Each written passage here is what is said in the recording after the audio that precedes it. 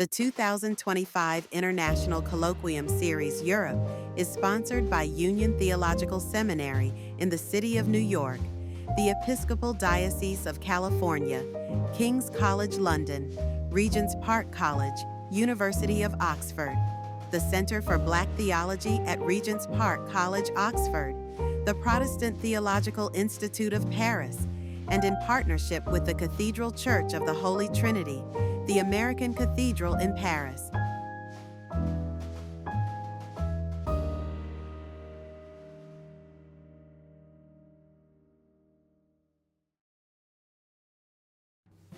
The Northern California Dr. Martin Luther King Jr. Community Foundation is dedicated to promoting justice, health, education, and service.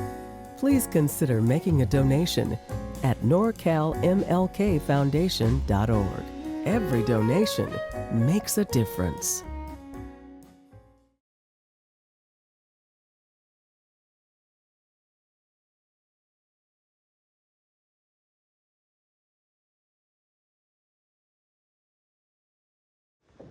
Good morning, I think, almost afternoon. I have no idea what time it is.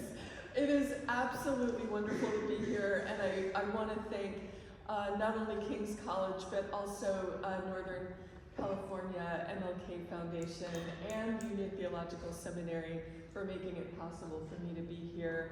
And a special thanks to the Dean, who I only just realized we met at Grace Cathedral on MLK Sunday some years ago, and to Professor Susanna for all of the organizing and behind the scenes. It's just really, truly an honor to be here. I'm giving a paper that has a title, Bedazzle, the Womanist Account of Black Aesthetics, which I confess to did not have Thelonious Monk in mind at all when I decided on this and Raymond Carr Scholarship, but it is fortuitously, I think, in harmony, dissonance something with what you presented. Works of art sometimes play the sacramental function of revealing or manifesting God. Some works of art are expressive of the holy, some have functioned redemptively, and perhaps some reveal the transcendent. Art is also sometimes racist, sexist, colonialist, elitist, nationalist, and fascist, you name it. Not only is it all these things in its content, it functions socially as an instrument of oppression and exploitation. It always has. And works of art are often not unified. They are full of gaps, contradictions, aporia. I am citing my one-time, long ago advisor, Nicholas Walderstorff, who makes this claim in an essay about religion in art. But the rapprochement he stages clearly invokes the political. The indictment of art in Walderstorff's essay resonates, I find, with Paul Taylor's question about whether the Black artist is ever granted freedom to answer the muse without the political ramifications of their work. He writes this or asks this in his book, Black is Beautiful, A Philosophy of Black Aesthetics. Are the aesthetic and the political inherently allied enterprises? To say Black art is necessarily bound up with the political is to make it always already agonistic, where Black art in itself is a political uprising against Black death and its relentless reiteration. To put it in crude terms, the question is whether Black art counts as, quote, Black, precisely because it engages in the politics of outrage. To engage Black aesthetics, Taylor contends, is to use art to explore the role that expressive objects and practices play in creating and manifesting Black life worlds, which is to suggest a notion of the political that is perhaps not tied to an agitation. If I were to quiz my students at Union Theological Seminary on the 3 most famous words James Cone spoke, I'm rather certain I would get a quick response, and I would threaten to take away their degrees if I didn't. The 3 words are, God is black. If this proclamation is joined with the slogan, black is beautiful, but with womanist spin, then we would have an altogether new understanding of what Cone might have meant when he insisted that we must become black with God. At the very least, we might get a black aesthetics that challenges the way black women's bodies are simultaneously invisible and hypervisible, the way they appear as icons of deviant sexuality, a refusal of black cultural artifacts that are commodified and consumed, and a critique of atonement and transactional cross theologies that traffic in debt and economies of even exchange. Redemptive suffering, surrogacy, sacrifice, and servanthood are undone by a womanist account of the art of everyday life that exceeds mere wounded existence. Dolores Williams insists that black women no longer need to live as if their blood and sacrifice and death are preconditions of salvation. As descendants of slavocracy, black women's experience read as cruciform may be descriptive, but it must never be read as prescriptive. There is no power in the blood, as Williams famously puts it. Williams anoints survival strategies and lifts them up as an inspired art form. Art, she explains, is a name for the skill and strategy black women craft to ensure their survival. For Williams, such strategies include the art of cunning, the art of care, the art of connecting, and especially the art of encounter. When it comes to divine revelation, the art of encounter is a delicate form. After all, the place of encounter is the wilderness. If the art of the divine human encounter expresses the entwining of the aesthetical and the political, then it's a good example of what it means to create a black life world where survival is the art of everyday life. Hagar's encounter with God, who was revealed in the wilderness, is more a doctrine of providence than it is a soteriology. In any case, it is far from a reification of black suffering. Saidiya Hartman opens her groundbreaking work, Scenes of Subjection, with a spotlight on the terrible spectacle of ravaged black bodies. Black Americans are expropriated of being, having no status before the law, and remain abandoned by the state. In the tradition of humanism, they have neither recourse nor status within the category human. Black being is crossed out at every turn. Black being is indexed to death. Black being is non-being, ontological terror. Hartman's point is not to gawk at this spectacle, quite the opposite. Hartman means to reveal the casual circulation of the spectacle of black suffering.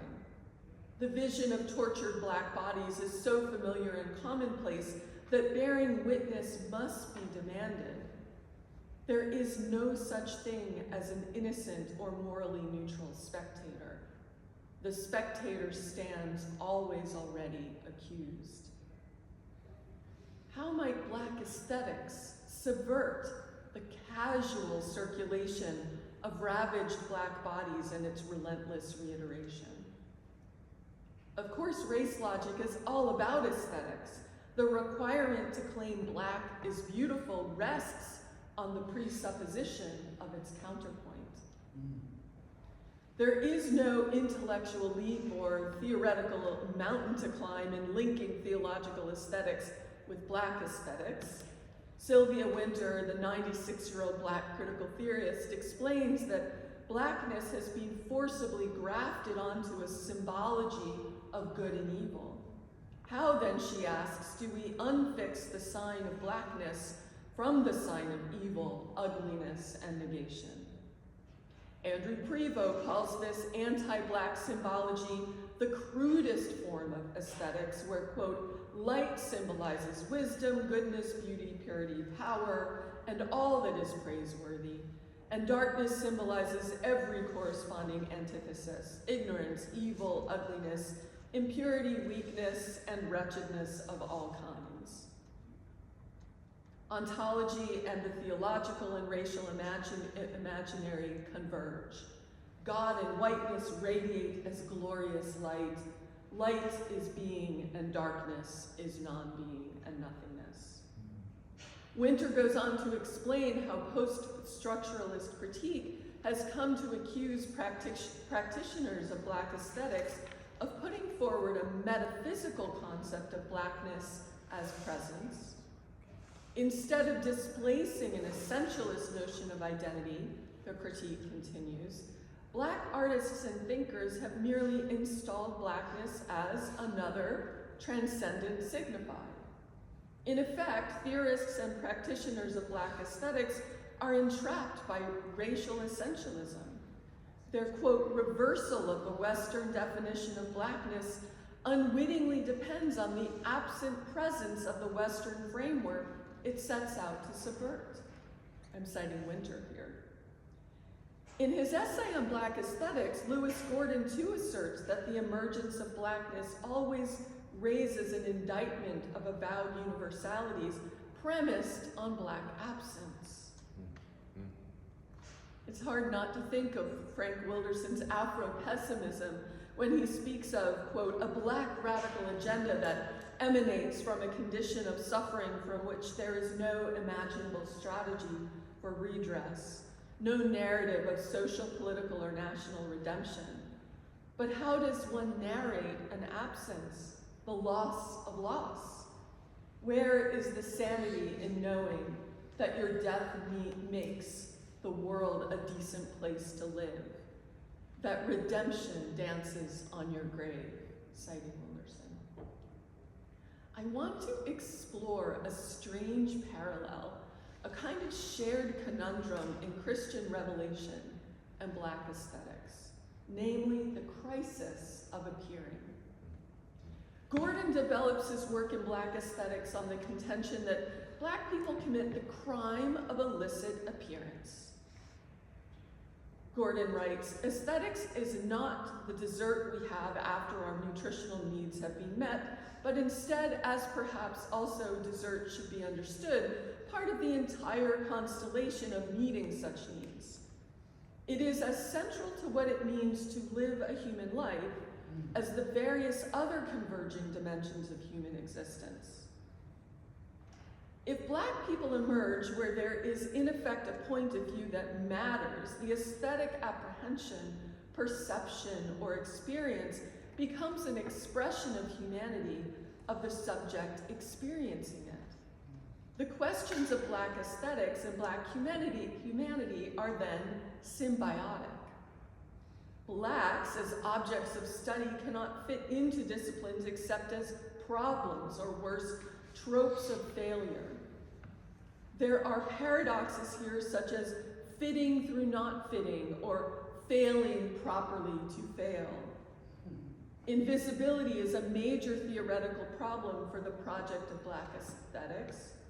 Rejecting disappearance, the conscious aim is not articulating Black identity, but an everyday, uninhibited way of living in the world.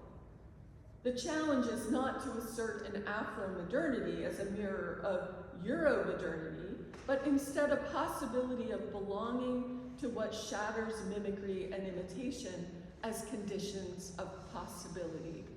So says Gordon.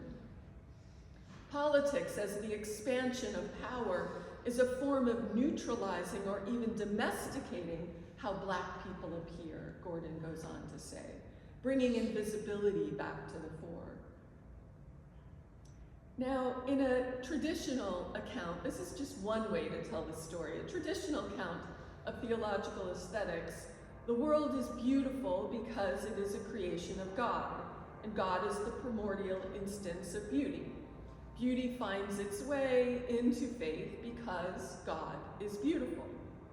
Traditionally, God can never be identified with that which God grounds, with the world, with finite goods. So if God and beauty are understood together, then beauty must be otherworldly, transcendent. Beauty is the ineffable, the unutility of art that renders art useless, like the inscrutability of the divine other and the unmanipulatability of the human other. So read theologically, we might ask, is beauty present only as postponed beauty, something that comes later with eschatological redemption? Or, thought otherwise, does beauty come first? Balthasar declares the glory of the Lord is theology's first word, the perception of divine manifestation.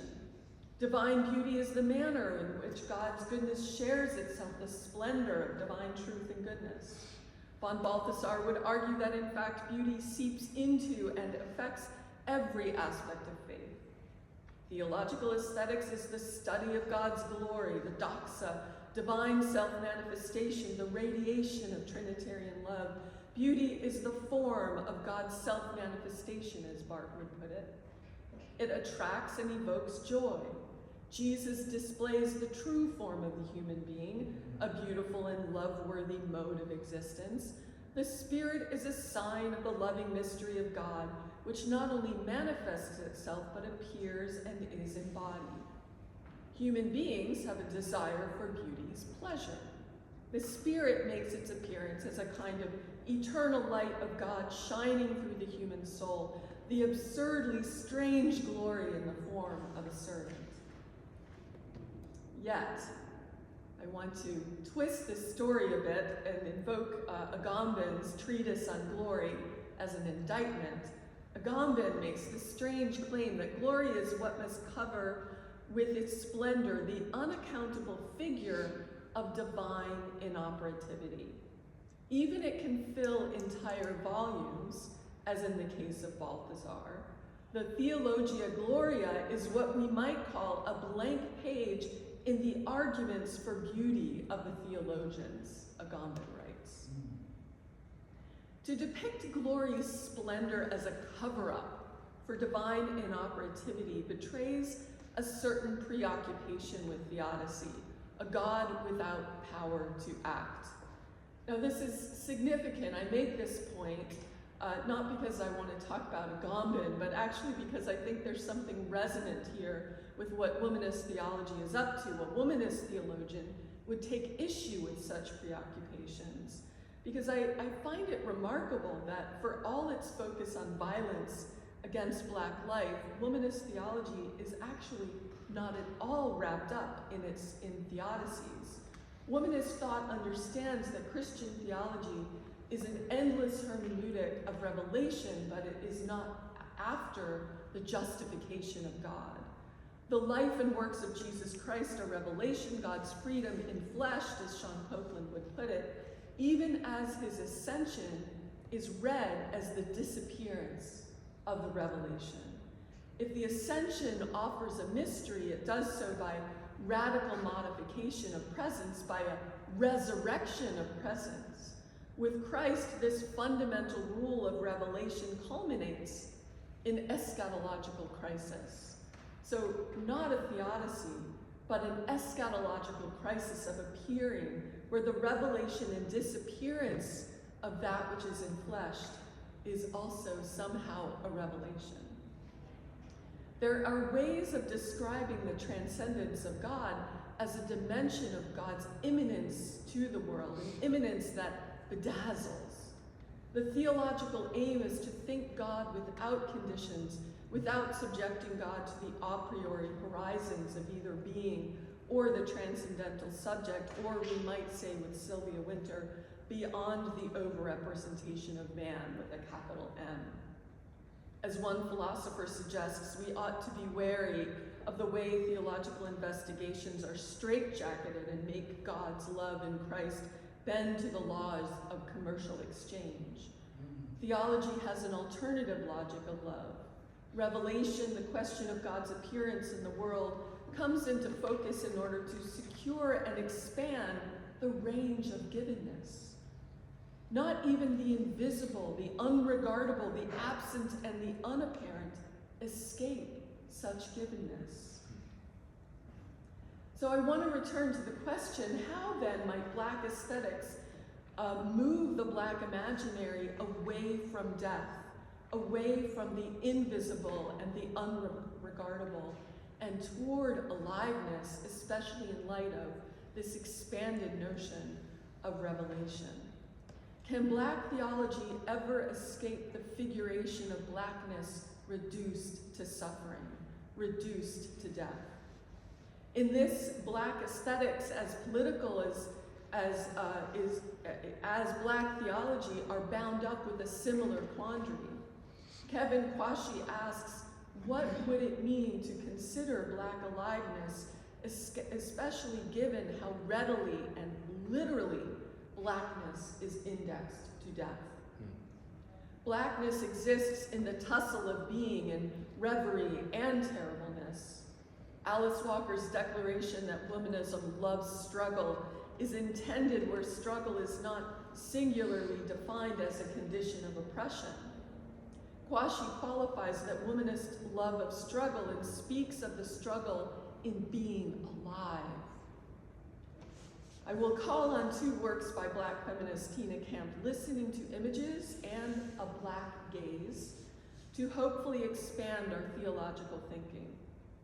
In common practice, the politics of the gaze is where viewers are passive spectators, consumers, literally eating the other of Blackness. As spectators, we not only objectify Black bodies, but we see Blackness only in subordinate relation to whiteness. Blackness is seen through the lens of pity, sympathy, or concern, something to be seen rather than to be felt. Camp offers a proposal. What if we are instead called to bear witness, by which we are summoned to the labor of viewing? We might call it an affective labor, the labor of feeling, a labor of discomfort, feeling, positioning, repositioning, that solicits a response of the viewer. For we are called to watch and to listen to images rather than to look at them. Listening to images rather than to look at them. Black art demands a confrontation from its viewers.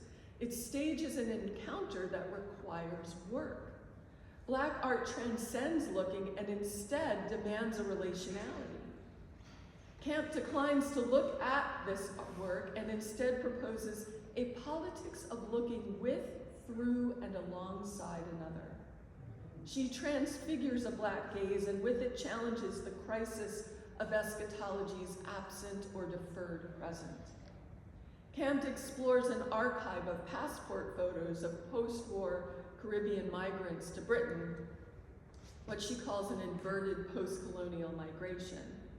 And in listening to the images of these quotidian, apparently silent passport photos, Camp asks, must we expand the sensorial register of the images to perceive them? What becomes audible when we practice attunement to the lower frequencies in the art form of everyday survival? Camp explains that as a Black feminist, she must resist the lures and seductions of an easy reading that reduces images to victim or perpetrator of Blackness. She speaks of a desire to be seen, to be visible, in other words, to be aesthetically perceptible, to live a future that is now because of the precarity of Black quotidian life, wherein, I'm quoting her here, tomorrow is fleeting and often too risky to wait for or imagine. The images register an ambient frequency that transmit the dream of a future beyond empire, Attunement registers a refrain of Black futurity, where futurity is the quiet fugitivity of Black Atlantic transfiguration. And it's hard for me not to imagine what James Noel, actually the person who brought all of us together, might have had in mind if he were still alive today. As Campt puts it, citing her, the grammar of Black feminist futurity is a performance of a future that hasn't yet happened but must. It is the power to imagine beyond current fact and to envision that which is not but must be. I love the grammar there. It's got an eschatological ring to it. It's a politics of prefiguration that involves living the future now. In theological terms, Black feminist futurity is a binding of aesthetics and the political and eschatology through the as-if. This is no otherworldly eschatology, but involves the quiet frequencies of futurity. Such futurity involves complexly mundane performances of everyday life. Campt says, a multiplicity of quotidian practices in a chorus of quiet frequencies, practices of diasporic refusal, fugitivity, and futurity. Futurity is a quiet insistence on forms of diasporic dwelling that demand the right to come, to go, to stay, as well as to arrive and return over and over again, if we listen with attunement to the passport photos that she's invoking here. In other words, a refusal of a regulatory regime, one that claims the right to take up space and move through it. Black futurity relies on a desire to be visible, to bedazzle, and to be bedazzled by a phenomenal revelation of appearing, to exist in anti-fragility, to live a future that is now, because of Black quotidian life, entails a tomorrow that is fleeting and often too risky to imagine. It is the possibility to inhabit a future as unbounded Black subjects, so that we may hear the hum of utopian dreams and diasporic aspiration. Thank you.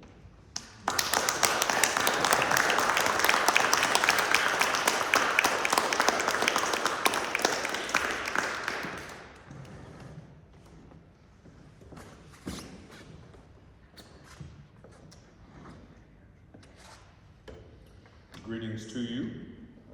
My name is Aaron Grizzell. As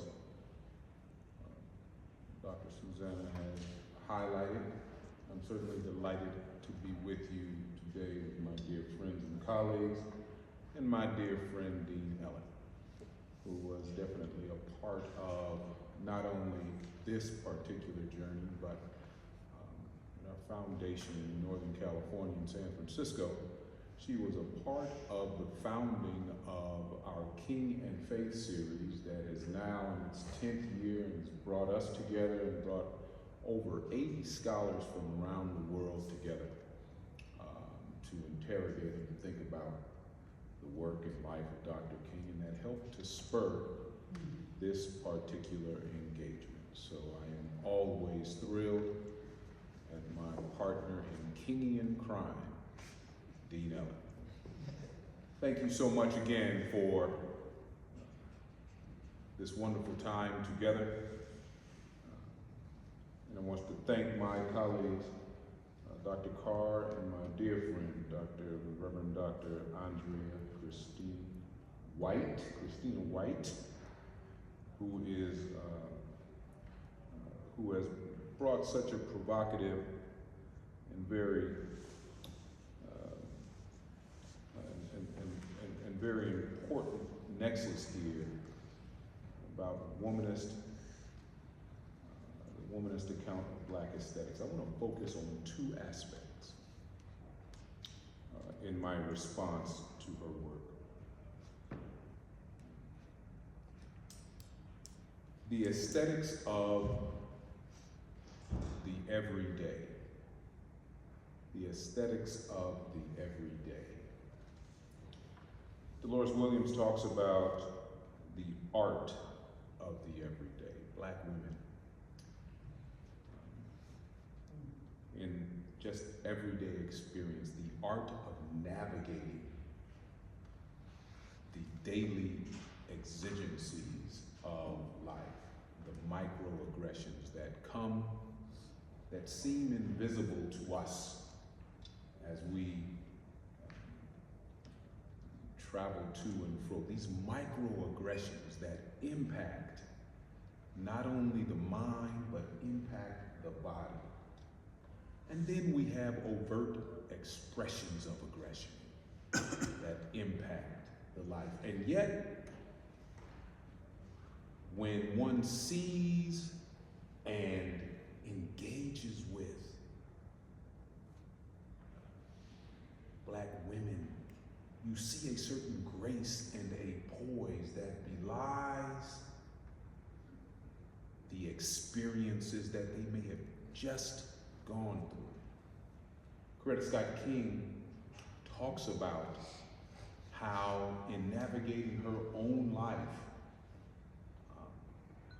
at one point she could be insulted overtly, but at the next point she may be required to enter into an engagement with in a very different environment. She may be insulted on the sidewalk and have to walk into a house of worship the very next moment.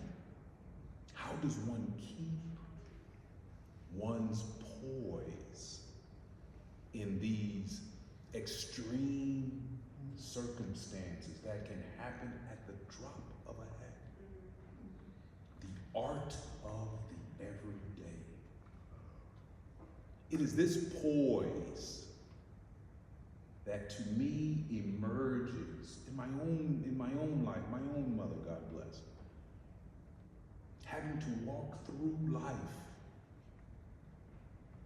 dealing with things that we just wouldn't think about, right?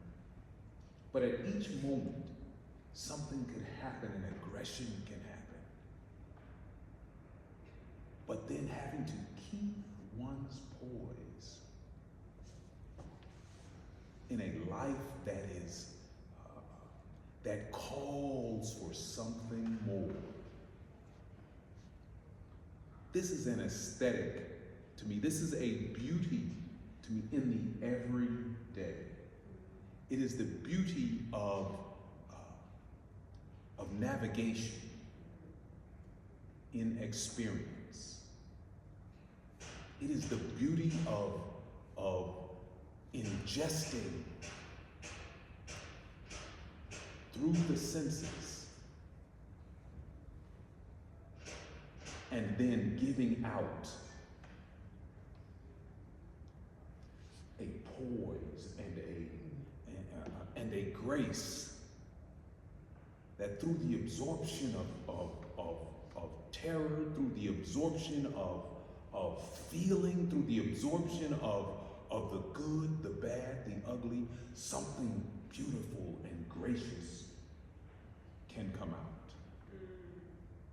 That is a concrete formation. Now, each of us has our experience. Each of us has our own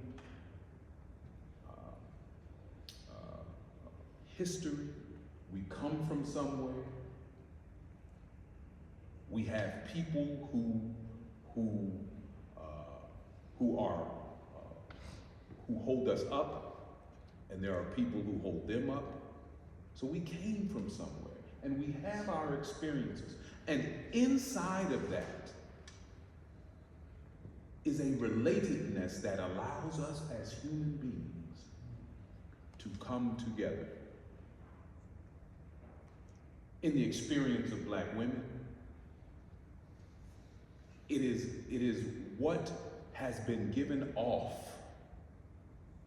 through the act and experience of terror, through the act and experience of love, through the act and experience of kindness, of meanness, of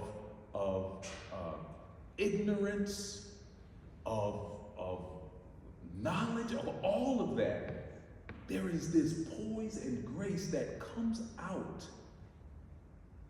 in the way that these expressions of goodness, of poise and grace can emerge.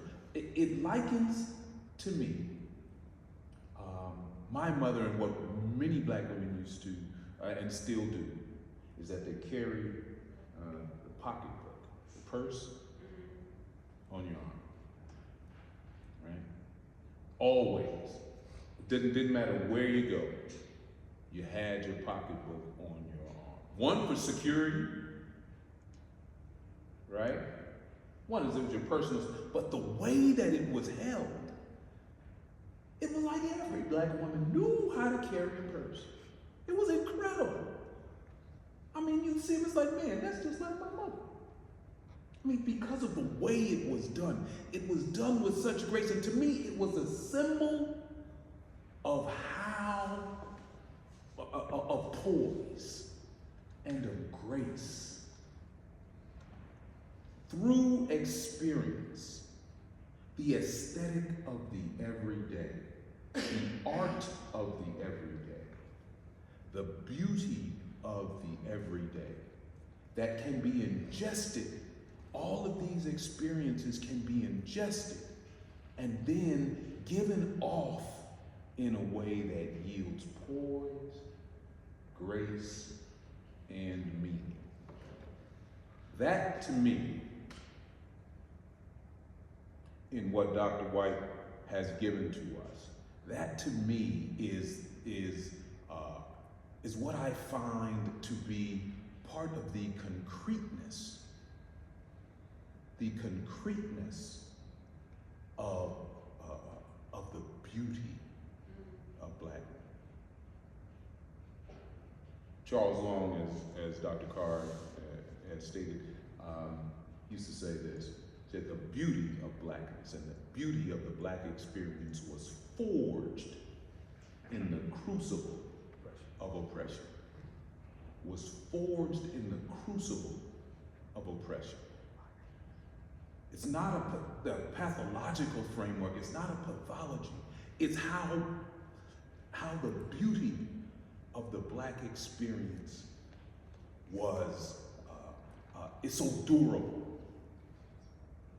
It's the beauty of black women's experience that is durable. That to me is what I find here so important in Dr. White's work. It is highlighting the concreteness of experience as an aesthetic, as an art, as beauty. Thank you so much.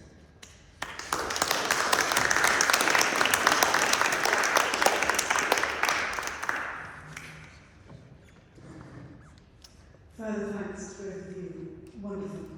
And lots of synergies, I think, between all four speakers. So we've got a little bit of time for questions, and we'll close at 12:30. I hope you won't mind if I ask the first one, and then I'll hand over to you. Just to pick up on one of the resonances between both papers, to do with hearing the light, and then what was your phrase? Listening to the images. I find, in both you've got these mixing metaphors, which I think is beautiful. And I wonder if I might ask whether you're both going in similar directions with that mixing. And what I hear you both doing in slightly different ways is pushing towards a kind of looking together, listening together, a kind of active seeking, which is no longer over against some object, which is being somehow deconstructed, anatomized, and so on, but rather a fellow seeking. Whether that is in a kind of dialogical mode or a more sort of mode of disagreement, however that kind of works itself out. But have I heard you both correctly? It's something about kind of bringing together, which is no longer about looking over against something that is the object, but rather being subjects together on our way towards something that we don't know yet, but together.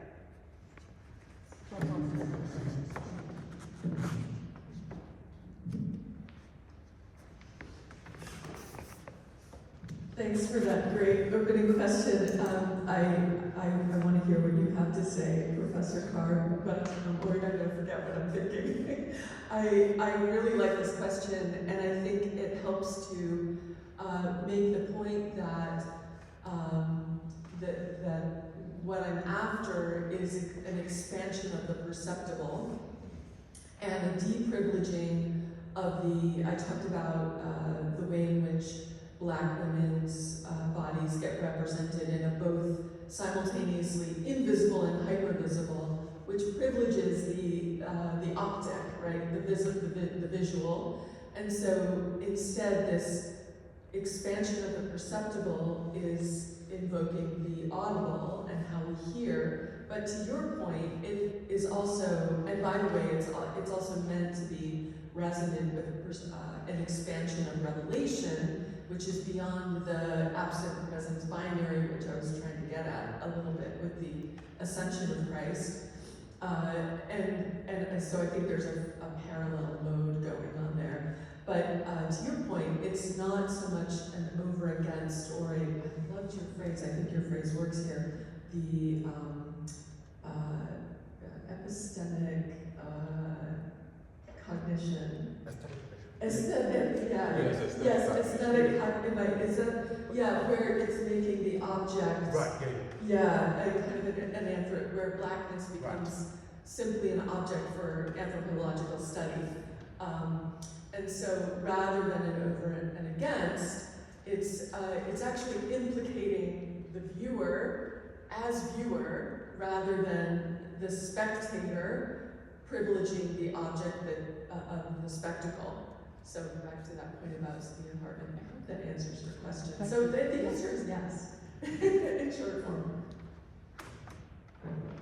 Thank you so much. I appreciate that question, and I do think we're heading in a similar direction. You know, this is a gentleman by the name of Amos Wilder. He was one of Charles Long teachers, wrote a book called Theology. And he made a statement, and the statement is, first there's the song, then there's the sermon. Then there's the prose, and then there's the poem, and then there's the prose. And then he went on to go and talk about how we need a theopoetic before the theology. But going back to Charles Long said that our view is fired in the crucible of oppression. And what I like about Long is that Long thinks that Black experience precedes theology. So Black experience, if that beauty is coming out of an oppressive moment, but it's not mythologized, then I don't need to base what that is on whiteness or anything else. It's already rooted in the beauty of what it is. It's an other experience. So that's it's not where I'm going, it's where I'm beginning. For me, I don't work toward transformation. I've been transformed. God has already transformed who I am and what the world is for me. And that includes the contingencies. Now, I'm not looking to turn America into the light. I'm looking to be the light in the midst of the darkness, you see? And so my framework isn't one where I'm trying to become in the sense that I'm becoming something. It's almost like I am what I'm becoming, and I'm living into that. Beautiful, thank you. Thank you both. Any questions from the floor? Peter. Thank you. It's been a wonderful morning. I feel that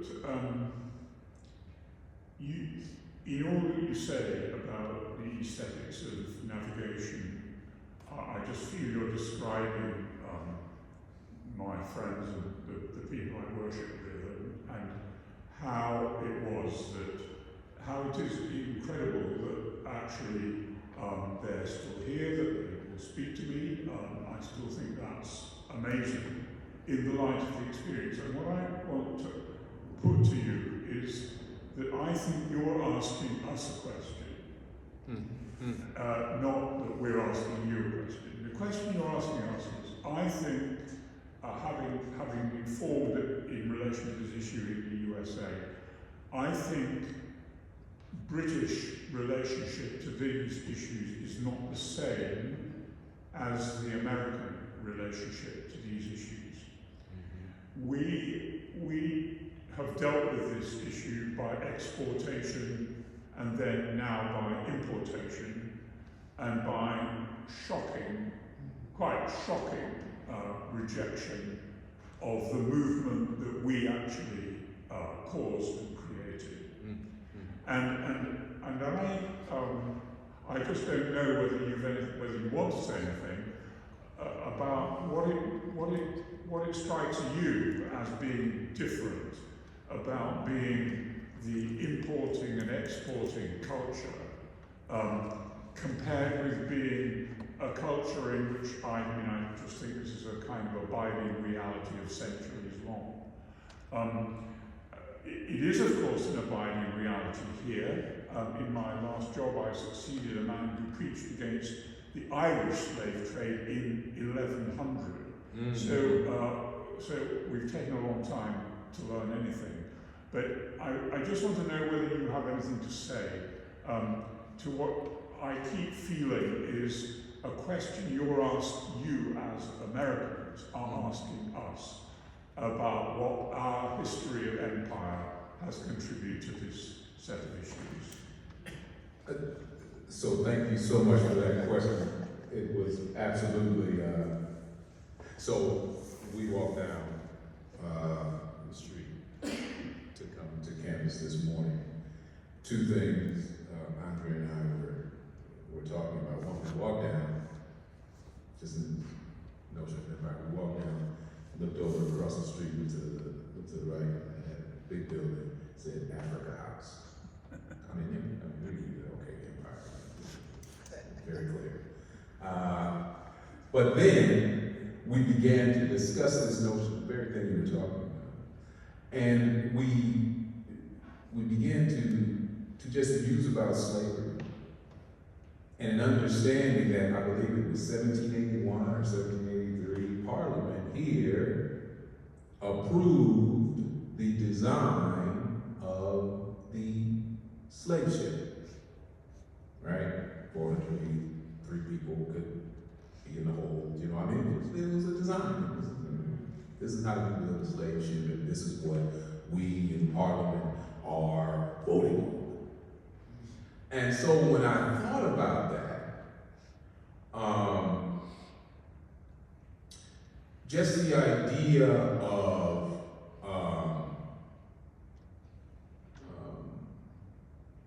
the boat itself,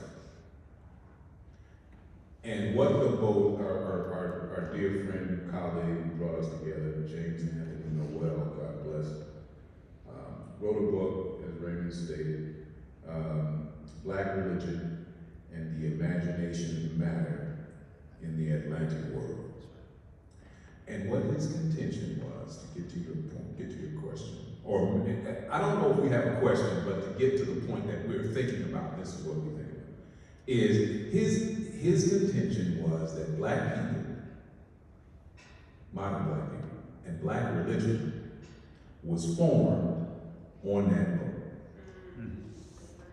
And the way that it was formed on that boat, and this is what binds and connects every diasporic black person in the world, is that at the point of capture, we were stripped, marched, our forebears were marched from where they were, placed in holds in these forts at the coast, marched onto a ship, our name was taken, our home was taken, we didn't know where we were going, and we were placed in these holds that were 12 inches by 12 inches by 6 feet. For anywhere up to 90 to 120 days, not knowing where we were going. Everything was stripped. So it was a point of radical absence. Radical absence. That every single person in the holds of those ships had to individually experience for themselves. Radical absence. So that's one thing. That radical absence was singular and it was social. It was singular because each one of us had to deal with it individually.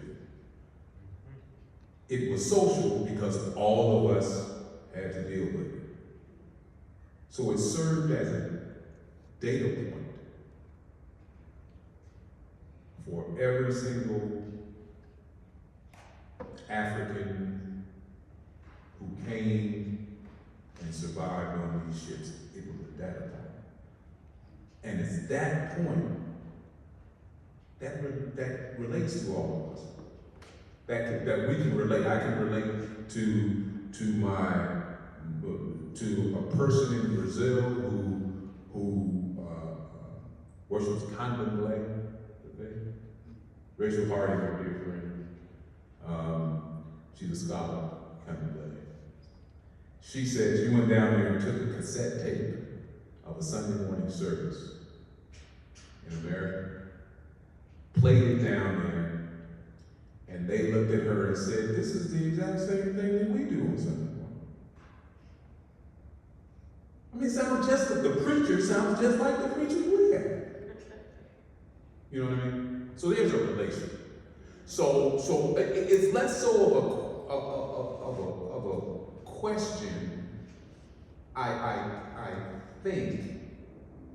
I think what we think about is working through our own modalities to try to get at our own beingness outside of any sort of definitions that the West tries to give to us. Because we have to wrestle with that too. I mean, this was a thoroughly modern experience. The diasporic experience was a modern experience. It helped to define modernity. But it was occluded by modernity itself. So part of what we are doing is thinking about that part of modernity and what emerges out of it. This black aesthetic, this aesthetic of experience is a part of that helps to give us, as black people, but as people who are connected in this sort of Western framework, it gives all of us meaning. And if we can capture that, we become, I think, better people, more human, more connected in ways that can build a better human community. I can say it that way, rather than provide any questions for it. Long answer, preacher's son, for closing sermon. The International Colloquium series, confronting global issues with moral clarity and intellectual depth.